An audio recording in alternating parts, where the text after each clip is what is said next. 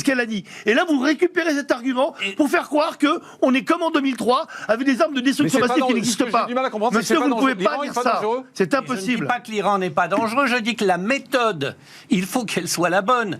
Le Pakistan a annoncé que si l'Iran était sous un déluge de bombes, ils mettraient tous leurs moyens pour intervenir. Donc, est-ce qu'on cherche la guerre totale? Alors c'est quoi alors qu'il faudrait faire? Réussir. Mais dites-nous ce qu'il faudrait faire, monsieur. C'est quoi, négocier? Oh, les grands négociateurs. Donc, vous êtes sur la ligne d'Emmanuel Macron, en fait. Le nucléaire iranien? C'est la ligne d'Emmanuel Macron où rien ne bouge, en fait. Je suis sur la ligne de Donald Trump. Il faut... non, pas vraiment. Non, c'est pas la ligne de Donald Trump puisqu'il a bombardé l'Iran. Excusez-moi. Pour faire la paix, je suis désolé. désolé. Il a bombardé l'Iran.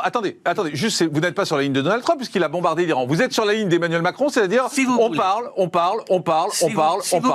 D'accord, si ça vous fait plaisir. Non, mais c'est une question, ne vous vexez pas, on est en train d'échanger. Si dans l'échange vous vous vexez, on ne va pas s'en sortir. Non, je ne vexe pas, mais je vous dis, il faut simplifier, je ne suis pas pour la guerre totale. Et tous ceux qui sont pour la guerre totale vont arriver à avoir cette guerre totale. Mais personne n'est pour la guerre totale. Personne n'est pour la guerre totale. Mais simplement, on se dit, est-ce que pour la paix, à un moment donné, il ne faut pas taper? C'est ça?